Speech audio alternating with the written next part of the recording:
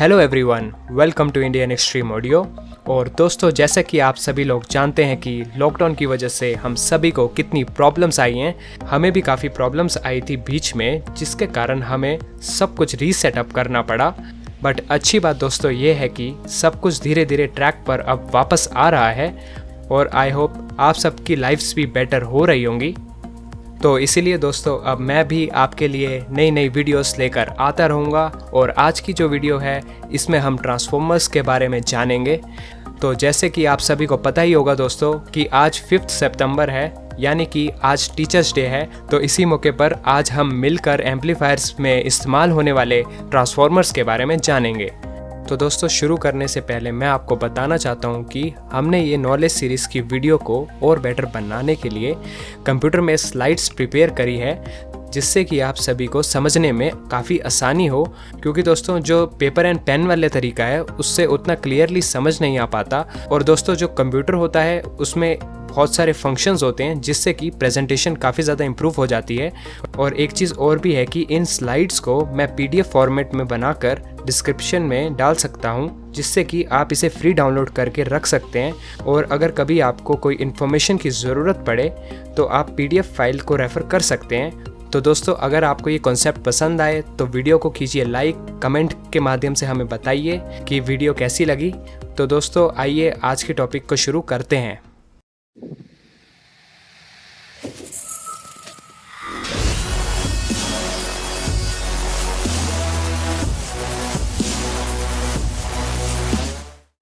तो दोस्तों ये है हमारी पहली स्लाइड।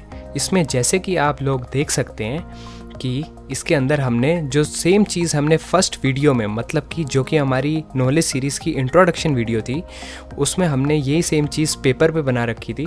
तो उसी चीज़ को मैंने क्या किया है कि यहाँ पर जो है कंप्यूटर में सेम चीज़ों को दोबारा से बना दिया है, जिससे कि आपको और भी क्लियरली चीज़ें समझ आएंगी। तो उसमें क्या था दोस्तों, आपको पता ही होगा कि जो हमारी पहले स्टार्टिंग से इलेक्ट्रिसिटी आती है वो आती है 230 वोल्ट्स AC, मतलब कि मेंस ये जिसे हम बोलते हैं। तो यहाँ से हमारा निकल के आता है 230 वोल्ट्स AC, जो कि जाता है ट्रांसफार्मर के अंदर। वैसे तो दोस्तों देखिए ये ट्रांसफार्मर के अंदर जाएगा डायरेक्टली, लेकिन हमारे पास एक चॉइस है इसमें बीच में EMI फ़िल्टर को ऐड करने की और सोर्स स्टार्ट को ऐड करने की, जिन दोनों की वीडियोस ऑलरेडी आ चुकी है।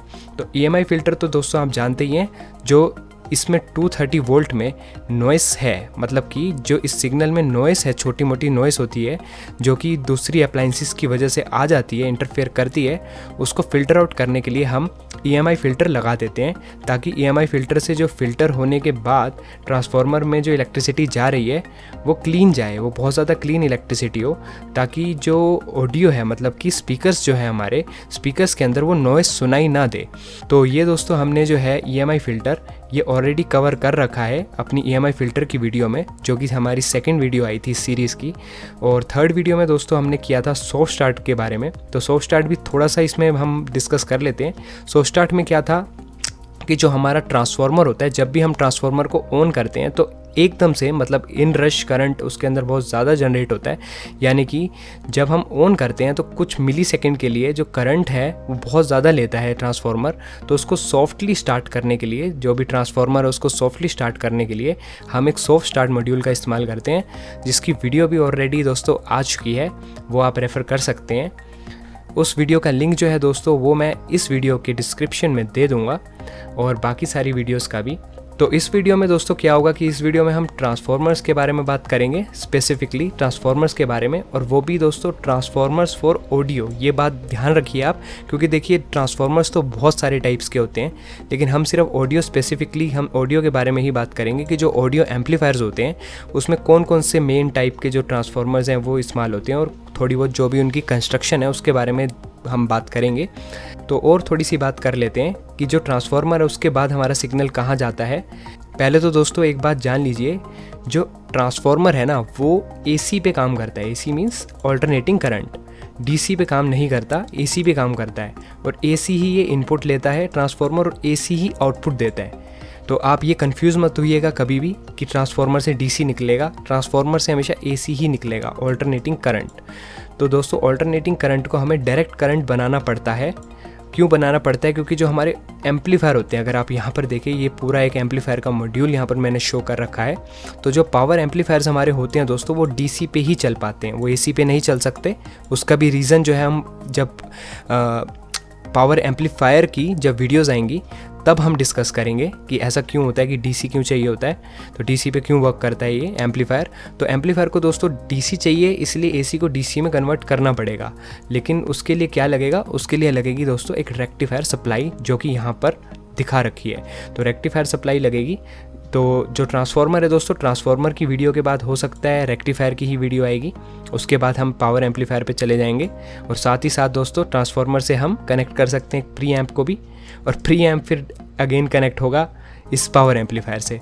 तो थोड़ा सा दोस्तों इसमें अभी कन्फ्यूजन हो सकता है, लग रही हो, बट काफ़ी सिंपल है ये। एक बार आपको समझ आ जाएगा तो बहुत ही सिंपल लगेगा फिर उसके बाद, क्योंकि दोस्तों अभी जो वीडियो है वो है सिर्फ ट्रांसफार्मर्स के बारे में, तो हम थोड़ा ट्रांसफार्मर्स के बारे में डिस्कस करते हैं। तो अब दोस्तों सिर्फ ट्रांसफार्मर्स पे ही फोकस करते हैं।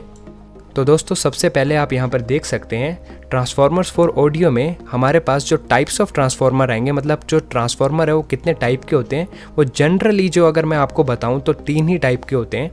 तो जो कि मोस्टली ऑडियो एम्पलीफायर्स जो होते हैं ऑडियो एम्पलीफायर में यूज़ होते हैं। तो वो कौन कौन से होते हैं, एक होता है दोस्तों EI ट्रांसफार्मर, दूसरा होता है दोस्तों टोरॉइडल ट्रांसफार्मर, और तीसरा होता है दोस्तों आर कोर ट्रांसफार्मर। तो EI ट्रांसफार्मर दोस्तों बेसिकली जो डिफरेंस, अगर मैं आपको बेसिक डिफरेंस बताऊं, प्रिंसिपल देखो तीनों का सेम रहेगा, जिस प्रिंसिपल पे वर्क करते हैं दोस्तों वो सेम रहता है, दैट इज़ म्यूचुअल इंडक्शन। तो जो मेन डिफरेंस होता है दोस्तों वो होता है दोस्तों इनकी शेप का, मतलब जो कोर की शेप होती है वो। तो जो EI ट्रांसफार्मर है, अगर मैं EI ट्रांसफार्मर की बात करूं तो EI ट्रांसफार्मर में E और I शेप की प्लेट्स डली होती हैं दोस्तों अंदर। जैसे अगर मैं यहाँ पर ड्रॉ करूं तो दोस्तों ये आप देख सकते हैं, ये एक E की शेप की ऐसी एक प्लेट होगी, ये वाली। इसकी जो नेक्स्ट प्लेट होगी दोस्तों वो होगी I की शेप की, मतलब ऐसे I, और यहाँ पर भी I होगा, ऐसे करके I होगी। फिर एक और E की प्लेट डलेगी, फिर एक और I की प्लेट, फिर एक और E की प्लेट, एक I की प्लेट। ऐसे E और I की प्लेट्स दोस्तों इसके बीच में होती है। ये जो बीच में आप ये देख रहे हैं बॉबिन बोलते हैं इसको, ये वाइट कलर का जो आप देख रहे हैं, जिसके ऊपर कॉपर की वायर होती है। ऐसे आपने अगर ट्रांसफार्मर देखा होगा तो कॉपर की वायर ऐसे होती है बीच में। तो वो जिस बेसिकली जो ढांचा होता है, ढांचा आप कह सकते हैं इस चीज़ को, तो उसको हम बोल सकते हैं बॉबिन, ट्रांसफार्मर का बॉबिन। तो ट्रांसफार्मर के बॉबिन के ऊपर वायर होती है और अंदर उसके लगा होता है कोर। तो कोर की जो शेप है दोस्तों E और I की शेप है। बात करते हैं टोरॉइडल ट्रांसफार्मर की। तो टोरॉइडल ट्रांसफार्मर में दोस्तों कोर की जो शेप है वो होती है टोरॉइड जैसी, मतलब मैं यहाँ पर आपको बना के दिखाता हूँ, मतलब आप कह सकते हैं ऐसी होती है, मतलब वो आप अगली स्लाइड में भी देख पाएंगे। तो अभी के लिए आप ये जान लीजिए कि शेप का फ़र्क है, टोरॉइड की शेप ऐसी होती है। और आर कोर की शेप दोस्तों, अब ये मत समझिएगा कि आर का मतलब है आर की शेप, आर की शेप नहीं है। R means round, round core होता है इसका। तो राउंड, ऐसा राउंड कोर होता है ये, बीच में अगर आप देख सकते हैं तो ऐसा राउंड कोर होता है, जिसमें यहाँ पर एक वाइंडिंग है ऐसे करके और यहाँ पर एक वाइंडिंग है ऐसे करके। तो वो नेक्स्ट स्लाइड में हम देखते हैं, आने वाली स्लाइड्स में।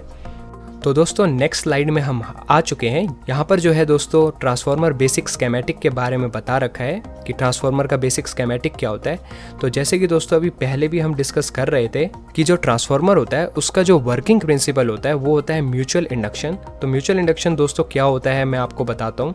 आप ये भी कह सकते हैं कि जो आपने देखा होगा वायरलेस चार्जिंग आजकल आ रही है फ़ोन्स में, वो भी म्यूचुअल इंडक्शन ही प्रिंसिपल यूज़ होता है। और ट्रांसफार्मर का भी जो प्रिंसिपल है वो सेम है।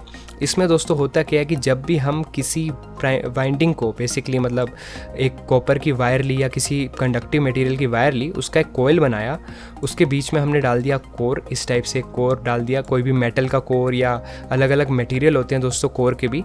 तो हमने कोर लिया और इस साइड पे एक और वाइंडिंग डाल दी। ठीक है, हमने क्या किया, जो इस साइड वाइंडिंग है प्राइमरी वाइंडिंग जिसको हम बोल रहे हैं, उसमें हमने AC इनपुट कराई, मतलब AC वोल्ट जो होती है दोस्तों, DC नहीं AC मीन्स ऑल्टरनेटिंग करंट, जो कि चेंज होता रहता है टाइम के साथ साथ, उसको हमने इसके अंदर डाला। तो होगा क्या, एक मैग्नेटिक फील्ड जो है जनरेट होगी। ये देखिए इंड्यूस्ड मैग्नेटिक फील्ड, जो कि जब जनरेट होगी इसमें से, मतलब ये जो वायर है इसमें से जनरेट होगी, क्योंकि हमने यहाँ पर फीड किया है। तो जो जनरेट होगी दोस्तों मैग्नेटिक फील्ड, उसके कारण होगा क्या, जो ये कोर है पूरा आयरन का आप देख रहे हैं जिस भी मटेरियल का है ये, इस कोर के अंदर से वो मैग्नेटिक फील्ड होती हुई फ्लो करेगी इसके अंदर। फ्लो करने से दोस्तों होगा क्या कि जो दूसरे वाली वाइंडिंग है ना, उसमें भी अपने आप ही करंट जनरेट होने लग जाएगा। यहाँ से करंट निकलने लग जाएगा। हालांकि हमने इनपुट यहाँ से दी है, बट हमें आउटपुट यहाँ से अपने आप मिल जाएगी। तो दोस्तों ये जो कॉन्सेप्ट है ये एसी वोल्टेज पे ही काम करता है, ऑल्टरनेटिंग करंट वाली में। जैसे कि ये आप यहाँ पर देख सकते हैं, डायरेक्ट करंट पे नहीं करेगा।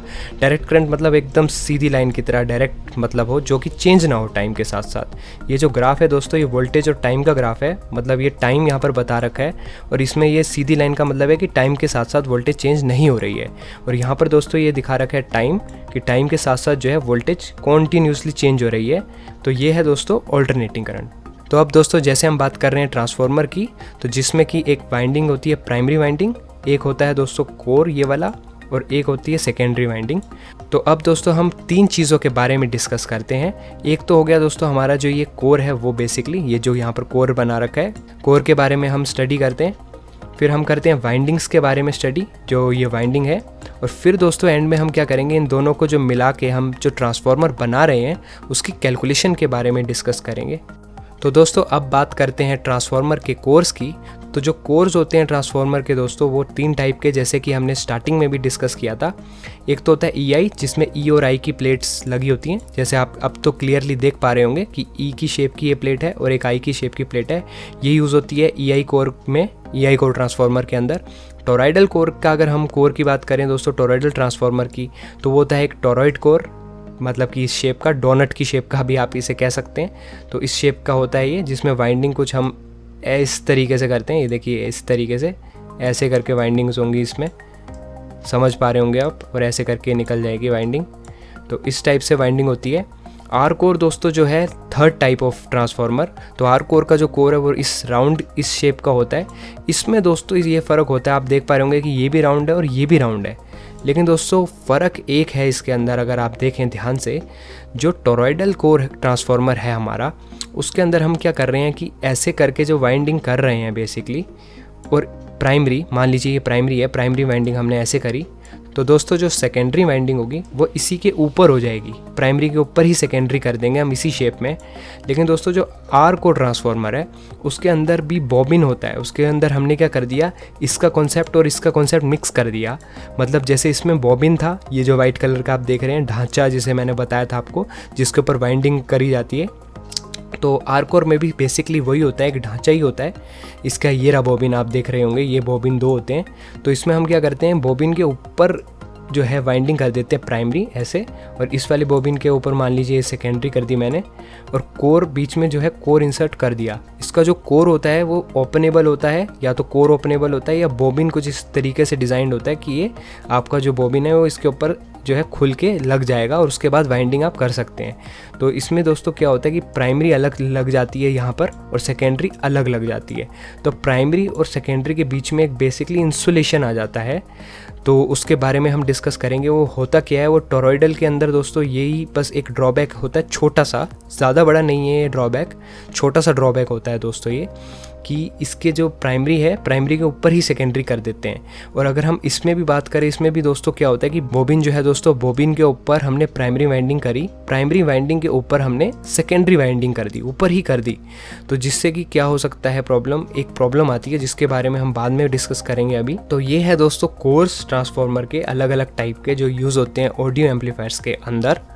तो दोस्तों अब बात करते हैं ट्रांसफार्मर के कोर के मटेरियल्स की। मतलब कि जो दोस्तों ट्रांसफार्मर का कोर होता है, जो अभी हमने डिस्कस किया, उसका जो मटेरियल है वो भी अलग अलग हो सकता है। और दोस्तों अलग अलग मटेरियल से होता क्या है बेसिकली, कि अलग अलग मटेरियल से जो ट्रांसफार्मर की प्रॉपर्टी है और बिहेवियर है वो भी चेंज होता है। तो दोस्तों जैसे कि ये पहला है हमारा कोर, यह है solid iron core. Solid iron आप समझ ही सकते होंगे, सॉलिड आयरन का मतलब हुआ लोहा, जो नॉर्मल लोहा होता है वो लोहे का कोर है। लोहे के कोर में दोस्तों होगा क्या, आप खुद सोचिए कि लोहे का कोर एक तो भारी होगा, पहली चीज़ तो ये आएगी कि ये जो कोर है लोहे का ये हैवी होगा। दूसरा क्या है, लोहे पे दोस्तों जंग लग सकता है। तो लोहे पे अगर जंग लग सकता है तो या तो उसे लैमिनेट करना पड़ेगा हमें, लैमिनेट किया हुआ लोहे का कोर होगा तो थोड़ा बेटर हो सकता है। लेकिन दोस्तों हमें यही पता लग रहा है सॉलिड आयरन कोर से कि ये थोड़ा हैवी होगा, बड़ा होगा साइज़ में, और एक मान लीजिए एक सडन पावर का हमने कोर लिया 500 वॉट, ठीक है। तो ये एक्चुअली मैं रेफरेंस वैल्यू ले रहा हूँ यहाँ पर, अभी आपको पता चलेगा ये इसका मतलब है क्या। तो हम सेकंड कोर पे अगर हम जाएं तो सेकंड कोर है amorphous steel. Amorphous steel basically steel का जो एलॉय होता है, एलॉय स्टील का एलॉय, सिलिकॉन स्टील भी आप देख रहे हैं, सिलिकॉन स्टील एलॉय है बेसिकली। इन दोनों कोर में होगा क्या, इसकी डेंसिटी थोड़ी ज़्यादा हो जाएगी। इन कोर्स की डेंसिटी ज़्यादा होने से दोस्तों क्या है, मान लीजिए 500 वॉट का जो कोर है, मतलब जो सपोर्ट करता है अप टू 500 वॉट, क्योंकि दोस्तों जो कोर होता है ना, कोर की भी एक लिमिट है कि ये इतनी पावर तक सेफली बिना ड्रॉपिंग के इतनी पावर बेसिकली वो सपोर्ट करता है। ट्रांसफार्मर आप इतनी पावर का बना सकते हैं इस कोर से, इतने साइज़ के कोर से। तो होगा क्या, मान लीजिए दोस्तों मेरे पास एक 500 वॉट का कोर पड़ा हुआ है आयरन में, और उसका जो वेट है वो है 5 kgs मान लेते हैं इजी करने के लिए कैलकुलेशन को। तो क्या होगा, एमोर्फस स्टील या सिलिकॉन स्टील में ये कम होगा, हो सकता है ये 4 kgs में ही हो जाए, या फिर साइज़ इसका कम हो, क्योंकि डेंसिटी ज़्यादा है। डेंसिटी ज़्यादा होने से ये भी हो सकता है कि दोस्तों ये भी 5 kgs का ही होगा, लेकिन ये दिखने में छोटा होगा, दिखने में छोटा लगेगा ये आपको पीस। तो आपको दूर से लगेगा कि नहीं ये उतने वॉट का नहीं है पीस, बट एक्चुअल में होगा। तो बहुत ही इंपॉर्टेंट है कि कोर का मटेरियल जानना, कि कोर का मटेरियल कौन सा है, तो उसी से ये चीज़ पता लगती है। एमोर्फस मेटल भी आप यहाँ पर देख सकते हैं, 4th टाइप जो है हमारी, वो भी सम काइंड ऑफ एलॉय है मेटल का। तो उसमें स्टील की जगह कोई और मेटल जैसे हमने यूज़ कर दिया, तो उससे दोस्तों बिहेवियर में भी फ़र्क पड़ेगा। बिहेवियर में बेसिकली फ़र्क क्या पड़ेगा कि जो मान लीजिए डेंसिटी ज़्यादा है या फिर जो मटेरियल है कोर का, उससे टर्न्स पे भी फ़र्क पड़ सकता है।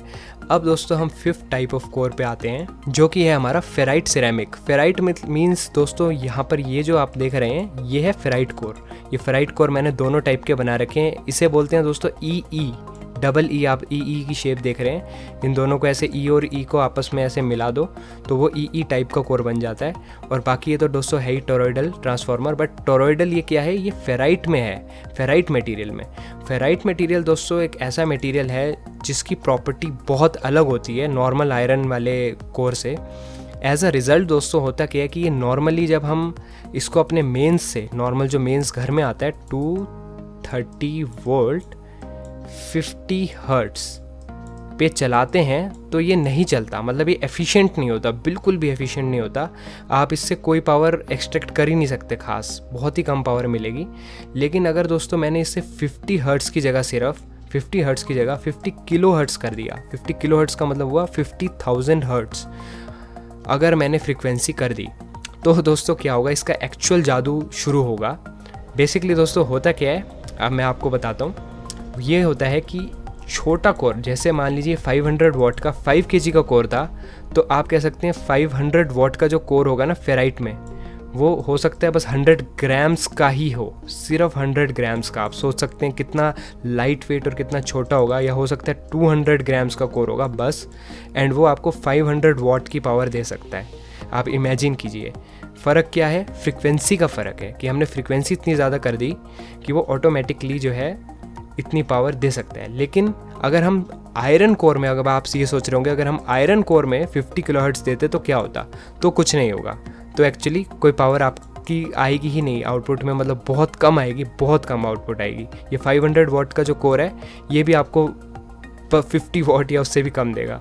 तो ये चीज़ होती है दोस्तों जो डिफरेंस है आयरन कोर में और फेराइट कोर में। तो फेराइट कोर की जो दोस्तों एप्लीकेशन आपने देखा होगा, स्विच मोड पावर सप्लाई, जो कंप्यूटर में भी लगती है स्विच मोड पावर सप्लाई हो गई, या हम कार में भी यूज़ करते हैं, कार के एम्पलीफायर्स में। तो कार SMP होती है switch mode power supply car की। DC to DC कन्वर्टर होता है, उसमें ये यूज़ होता है। बेसिकली कोई भी हाई फ्रीक्वेंसी एप्लीकेशन, उसमें ये बहुत ही प्रैक्टिकल सॉल्यूशन है, बहुत ही प्रैक्टिकल सॉल्यूशन। तो ये होता है दोस्तों फेराइट का कमाल। तो अब आते हैं laminated magnetic course. Laminated magnetic course, again laminated है तो रस्ट वगैरह नहीं लगेगा, मैग्नेटिक है तो वो पहले से बेसिकली वो थोड़ा सा मैग्नेटिक होता है कोर, जिसके कारण होता क्या है कि थोड़ी सी प्रॉपर्टीज़ कोर की इन्हेंस हो जाती है। तो ये भी जो ये चारों आपको ये मैं बता रहा हूँ, ये 4 और ये 5वां, ये एक ही कैटेगरी के हैं बेसिकली। ये नॉर्मली है, मतलब नॉर्मल कैटेगरी, और ये जो है ये हाई फ्रीक्वेंसी में अलग ही चला जाता है। फेराइट वाला ये हाई फ्रीक्वेंसी में हमारा अलग ही चला जाता है। तो ये है दोस्तों type of course in transformer. तो दोस्तों अब हम बात करते हैं वाइंडिंग्स की, मतलब जो हम ये प्राइमरी वाइंडिंग्स और सेकेंडरी वाइंडिंग्स करते हैं ट्रांसफार्मर में, इनकी बात कर लेते हैं। तो बेसिकली जो है एल्युमिनियम और कॉपर, ये दो मटेरियल की जो वायर है यही यूज़ की जाती है ट्रांसफार्मर की कंस्ट्रक्शन में दोस्तों। हालांकि और भी टाइप की वायर्स आती हैं और भी मटेरियल की, लेकिन ये दोनों जो मटेरियल है दोस्तों वो कॉमन है, आपको भी पता होगा। तो बेसिकली दोस्तों बहुत लोग पूछते हैं कि डिफरेंस क्या है एल्युमिनियम वाले ट्रांसफार्मर में और कॉपर वाले ट्रांसफार्मर में, तो उस चीज़ के बारे में हम डिस्कस करते हैं। तो एल्युमिनियम जैसे कि आप यहाँ पर देख रहे हैं, ये दोनों ही एल्युमिनियम है दोस्तों।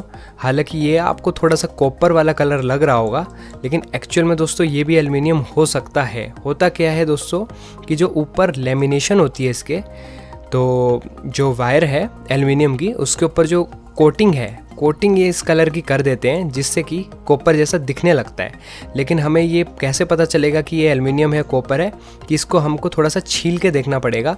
तो अगर कलर ऐसा निकलता है देन इट्स एल्युमिनियम।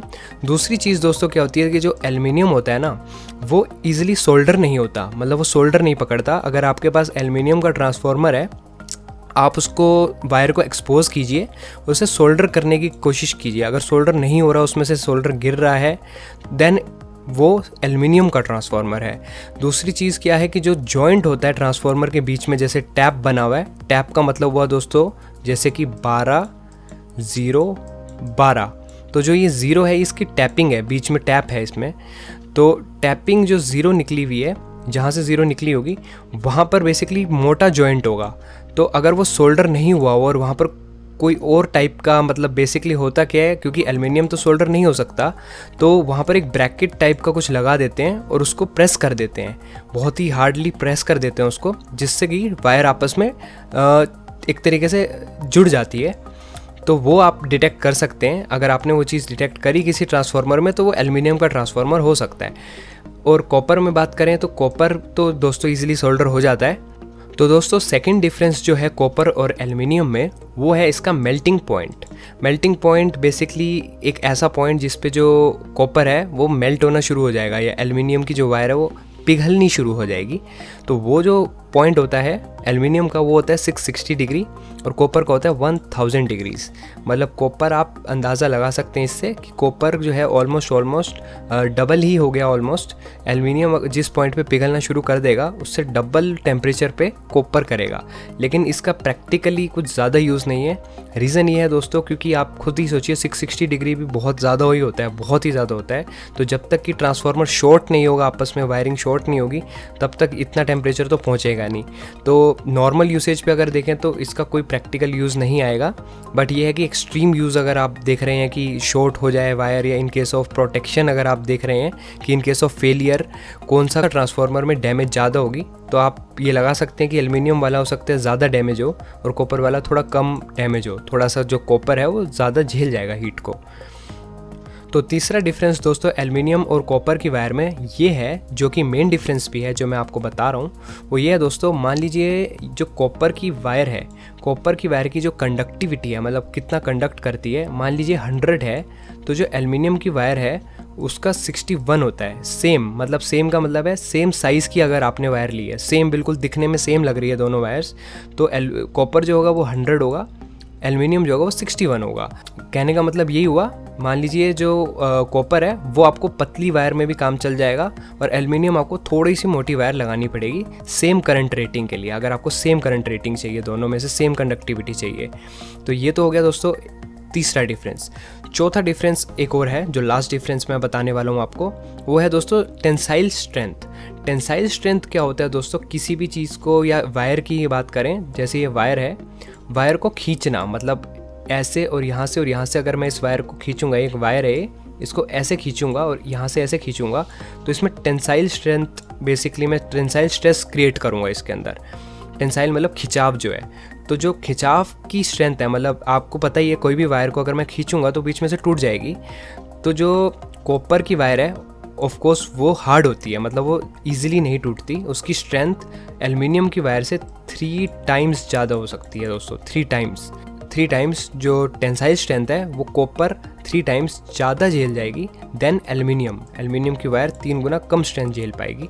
तो ये है दोस्तों फोर्थ डिफरेंस वायर के अंदर एल्युमिनियम और कॉपर के बीच में। तो अब हम बात करते हैं दोस्तों वायर्स के अंदर वायर गेज की, SWG, AWG। SWG का मतलब दोस्तों स्टैंडर्ड वायर गेज, AWG का मतलब दोस्तों अमेरिकन वायर गेज। ये बेसिकली एक स्टैंडर्ड है। गेज का मतलब आपने सुना होगा, बहुत बार सुना होगा कि ये 18 गेज की वायर है, 17 गेज की वायर, 16 गेज की वायर। तो उसका बेसिकली मतलब क्या होता है? तो मतलब होता है दोस्तों साइज़। कुछ साइज़ के दोस्तों स्टैंडर्ड्स बना दिए गए हैं वायर के कि इतनी अगर मान लीजिए इतनी मोटी वायर होगी तो वो इतने नंबर की वायर होगी, इतनी मोटी होगी तो इतने नंबर की होगी। तो इस टाइप से दोस्तों इसे जाना जाता है। अब हम अगर बात करें एग्जांपल से, मैं आपको बताता हूँ। ये मान लीजिए ये जैसे वायर है हमारी, एक बहुत जूम करके बेसिकली दिखा रखा है। तो ये जो वायर है इसका ये क्रॉस सेक्शन है, इसे हम क्रॉस सेक्शन बोलेंगे इस एरिया को। ये पूरा क्रॉस सेक्शन है इसका, जो ये मोटाई है इसकी वायर की वो। तो इस मोटाई का जो दोस्तों डायमीटर है, ये यहाँ से लेके यहाँ तक डायमीटर है, वो डायमीटर कितना mm होगा, mm के हिसाब से गेज को डिसाइड कर दिया गया है कि इतनी mm की तार होगी तो इतने गेज की होगी, इतनी mm की होगी तो इतनी गेज की होगी, जो डायमीटर है उसके हिसाब से। तो अब दोस्तों अगर हम इस टेबल में देखें, जैसे 18 गेज है ये वाला 18 नंबर, तो 1.2 mm होगा। मतलब कि यहाँ से यहाँ तक का जो ये मोटाई है इस वायर की 1.216 mm होगी, 1.219 mm एक्चुअली अगर हुई। तो इसका जो SWG है मतलब कि स्टैंडर्ड वायर गेज, वो 18 नंबर होगा। अब स्टैंडर्ड वायर गेज और अमेरिकन वायर गेज मतलब क्या है? अमेरिकन मींस अमेरिकन ब्रांड है, या तो आपकी वायर का अमेरिकन ब्रांड है, या आप अगर अमेरिका में रह रहे हैं तो वहाँ पर थोड़ा सा स्टैंडर्ड चेंज है, ज़्यादा फ़र्क नहीं है, थोड़ा सा फ़र्क आएगा कुछ वायर्स में। तो उनका थोड़ा अलग साइज़ में 18 नंबर की वायर हो जाएगी। लेकिन हमारे यहाँ जो चलता है यूजुअली, जो कॉमनली चलता है दोस्तों, वो चलता है स्टैंडर्ड वायर गेज।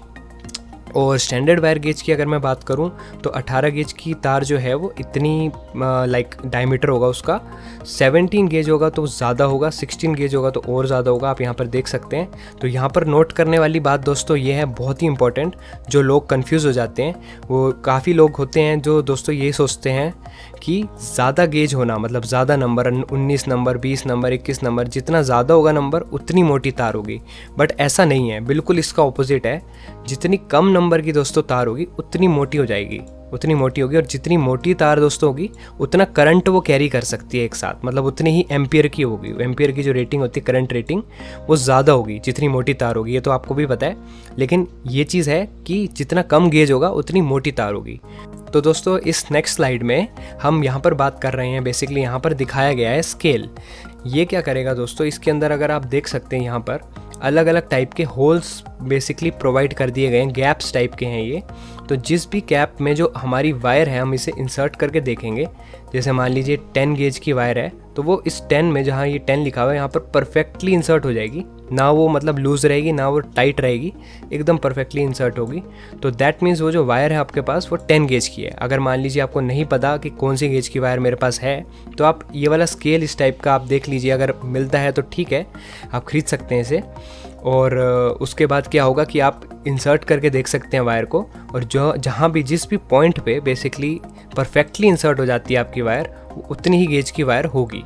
तो ये है दोस्तों स्केल पता लगाने के लिए कि कौन सी गेज की वायर आपके पास है। तो अंत में दोस्तों आज की वीडियो के लिए बस इतना ही था। बेसिकली हमने जो है वो बेसिक जो पैरामीटर्स होते हैं ट्रांसफार्मर के, वो हमने जान लिए हैं। अब सिर्फ जो है दोस्तों हमें ट्रांसफार्मर की कंस्ट्रक्शन पे फोकस करना है, यानी कि जो कैलकुलेशंस हैं, जो कैलकुलेशन होती है उस पे। तो कैलकुलेशन के लिए दोस्तों पार्ट सेकंड जो है, इसका सेकंड पार्ट आएगा जो कि नेक्स्ट होगा इससे। तो दोस्तों अगर आपको ये वीडियो पसंद आई हो तो वीडियो को कीजिए लाइक, चैनल को कीजिए सब्सक्राइब, कमेंट जरूर कीजिएगा कि आपको ये कॉन्सेप्ट कैसा लगा। एंड मिलते हैं जल्दी सेकंड पार्ट में, जिसमें हम करेंगे ट्रांसफार्मर की कैलकुलेशंस के बारे में डिस्कशन दोस्तों। तब तक के लिए टेक केयर, गुड बाय।